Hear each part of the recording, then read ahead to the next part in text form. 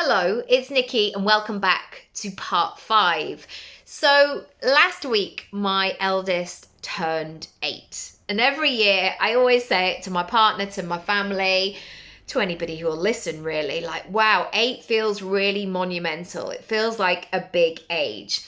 And every year, to be honest, feels like that, I think, when you have children, because you're so in it and you're in the process of the day to day. And then these birthdays become this marker of like, oh, wow, another full year has gone by. What does this mean? What's this all about? And the last 8 years have been some of my greatest on this planet. But they have also been some of the hardest, not necessarily just related to my child, although having a baby that is very jolly but does not want to sleep definitely takes its toll. But more so that juggle of how you do everything, how you be all things to all people, how you continue to deliver when sometimes you feel like you're running on empty. And I had a moment with my partner where I just said off the cuff, I'm going into my 3rd Olympic season of parenting. So as in every 4 years, I was about to begin the next chapter of 4 years. And it sort of just made me laugh really, because I am not an athlete, clearly. And it was a weird analogy, but it's one that I've stuck with because it really rings true for me. So the first 4 years of his life were very much about, establishing is what I'm going to say. You know, that shock, that change when you have a baby and how you maneuver all of it. And then when he was 3 years, 10 months, I had another baby. So I had my daughter. And again, that next 4 years was about the pandemic, navigating 2 children, stretching into this new capacity of a chapter. And now as I've got to the end of this year, or rather him turning 8, they are now both in school. And that has shifted things a lot in terms of my business, my schedule, how I'm running things. And I'm now asking myself the questions around, what does this next chapter of Olympics, of parenting and life and business mean to me? And to my credit, and this is not usually my kind of default thing, but in this case I did, I really realized how much I knew.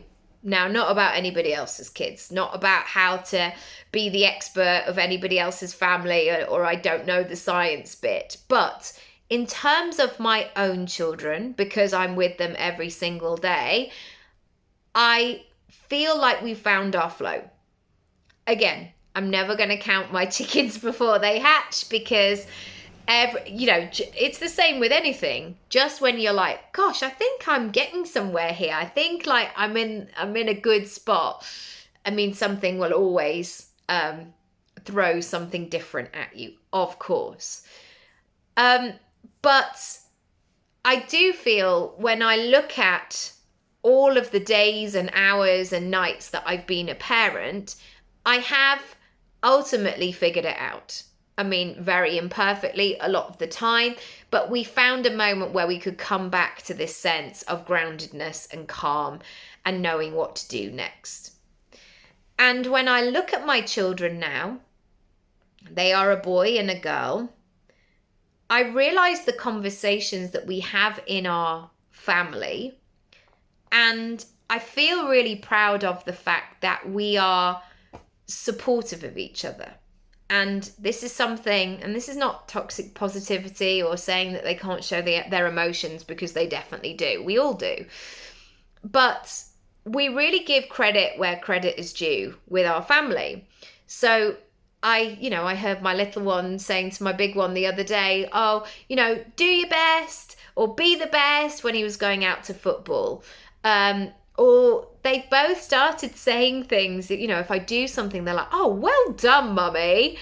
And it's really, really lovely, because sometimes you can feel like everything is a bit relentless and all the rest of it. And so going back to imposter syndrome and the fact that it is typically something that women associate with more, I am noticing two different children in every sense of the word in my home on a day-to-day basis. And I was thinking about how I would feel if my daughter suddenly didn't do things because she felt like an imposter. And they are now at that stage of 4 and 8 that they love it. And I don't obviously let them go far or do anything dangerous, but I'm really actively encouraging them to do things and do things independently. So I've always been big on this, them having a bit of a system where they can pack their own bags, where we have a sign on our door so they know what they need to take every day. Basically, I don't always want to be that person who everything lands on, because I think that's a lot of pressure is on one person. And also it doesn't help them as well, because again, we've met all of those people in their 20s who can't operate a washing machine. And I'm like, really? Anyway, I am now noticing them doing things. So the other day we were on the way to the supermarket. My daughter needed the loo. And I said, oh, let's see if we can just go in this pub because it was open. And it was empty, but it was open. And I asked and they said it was absolutely fine for them to go to the toilet. So they did. And I said to them, go up to the bar, please, and just thank them once again. And so they did. They held hands and they went up. Thank you so much. Thank you. Bye. It was a really lovely moment. And I was thinking about that dynamic, that if my son, it probably wouldn't be great for him if he always thought he knew right and he was had all the answers. But equally, I was thinking about all the opportunities that my daughter would miss out, not only in the moment, but that ripple effect of her life. And so to turn it back to you, enough about pub toilets, to turn it back to you, I want you to think about, on a long-term basis, what is your current state of play costing you? And you can go into into the emotions of your family, the money you might earn, the opportunities that might be available. But one thing that I've often used when I'm making decisions, whether that's investing in myself or trying something new or investing in something else, I will say, what happens a year from now if I don't make any moves on this? And sometimes I let myself go forward again. What will happen 5 years from now if I ignore this? 10 years? What happens? And usually that will give me the nudge of saying to myself, it's time. It's time to do something about this. It is time. So, in terms of your takeaways from this series, what are you going to do? What are you going to explore? And again, you don't have to become a brand new person overnight, but I want you to imagine like a set of shelves and all of the different things, maybe your limiting beliefs or however you connect with them, are on the shelf.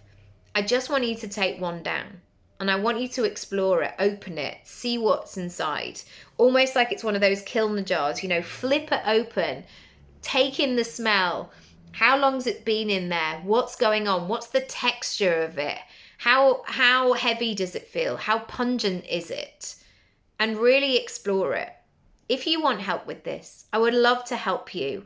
When I work with clients, we're always checking in with these thoughts and feelings. Because yes, strategy, a vision, excitement about big dreams is a wonderful thing. But if there is stuff in your head that is holding you back, if there's a lack of belief or a lack of trust in yourself, if something else is cooking and holding you back, it needs to be looked at. And not necessarily in a big scary way of like, right, got to look at it now and again change everything about yourself. Not at all. But even that acknowledgement that it's there and building a conversation and a relationship with it will help you to work with it. As always, you can go straight to my website, nickyraby.com, send me a message via my messenger button or across social media at Nicky Raby. If you've liked this series, you can also buy me a coffee. I will link the link down below. And I'll see you next time. Bye.